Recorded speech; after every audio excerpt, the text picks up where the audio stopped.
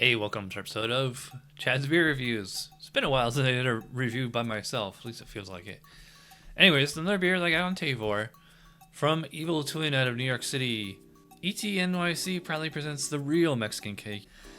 Big beer, 12.9 ABV. Imperial Stout Brewed with cocoa nibs, cinnamon, habanero peppers, and vanilla beans. Fairly fresh, canned in late January, only not even 2 months old. Alright, so I pour it into the 𝗕𝗏𝗄 stout glass. I feel like I haven't used this in a long time. You can see it's kind of that cloudy, inky black coming out of the can, and in the glass it's black. It takes a while, but I get a big like brown frothy foam, and it is still hanging around. So let's give this thing a whiff. Yeah, it definitely has that chocolate cake smell to it, like actual like cake or like donuts. Definitely get that cinnamon there. I don't get any pepper though. So it has like I said, donuts. So like cinnamon, chocolate, the vanilla bean. I don't really get any roast. I don't really get much in the way of hops. I mean, like a little bit of piney hops. Yeah, actually, it seems to be something that like it smells like resiny kind of piney hops, and also like that cinnamon. They kind of play off each other. And 12.9 ABV. I do not smell any alcohol in here, and I didn't last night either with a black barley wine. So let's see what this one is about. Cheers.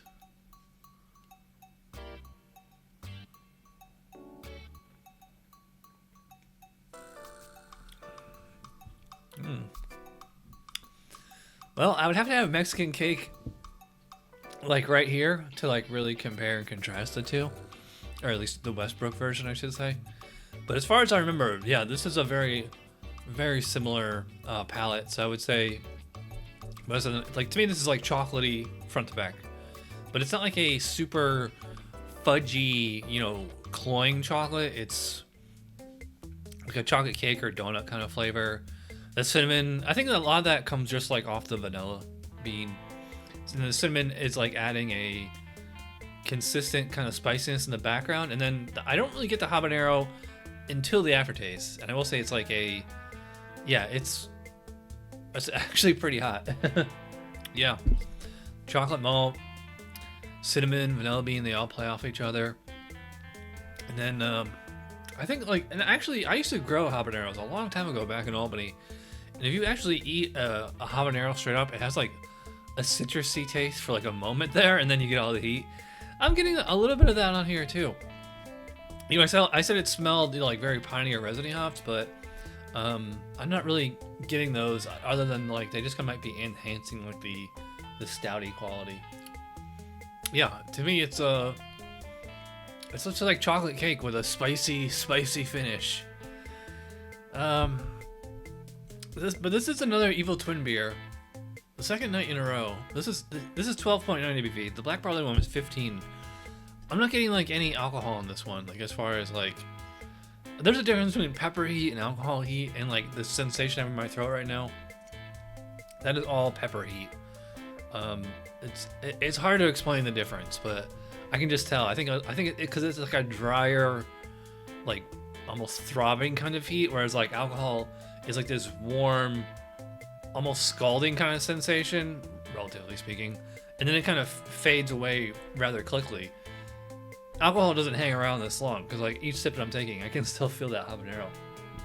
I might even have like a little bit of like a coconut note in there too, which I'm surprised I didn't use. That would have been a good ingredient. Did it say cocoa?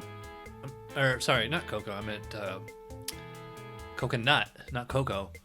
Yeah, it does say cocoa nibs, cinnamon, habanero peppers, vanilla bean. Yeah. Yeah.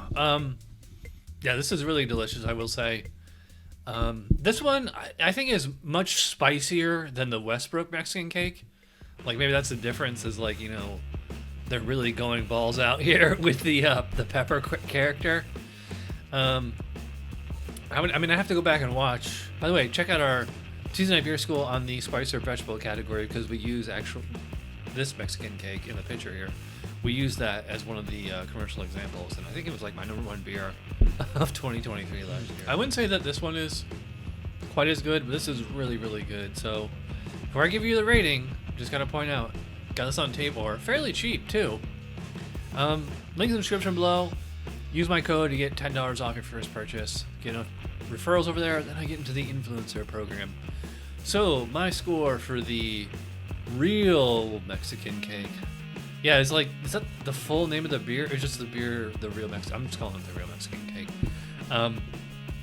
This is solid, 9 out of 10. My only beef is that it's just like a little too spicy. If we were gonna judge it like to, specs for spice or vegetable, I think it would score pretty high. Judges might find that intense habanero like a little off-putting. Like it's very unbalanced, I would say. As like rich as that kind of chocolate cake donut kind of flavor is, nice sweetness there in the vanilla. The intense burning aftertaste is like, it's just a little off. Like it's distracting me from like how good this is. That being said, I mean, it's still really good. I'm gonna give it a 9. So there you go, 9 out of 10 for not Westbrook, Evil Twin Mexican cake, whatever this beer is called. And I gotta know, if anybody knows the story behind this, please let me know. I'm gonna try to look it up, but I could not find anything. So I'm sure there's an interesting story behind that. So if you watch all the way in, you're awesome. Thanks for watching. I'll see you guys for whatever else I have going on. Cheers.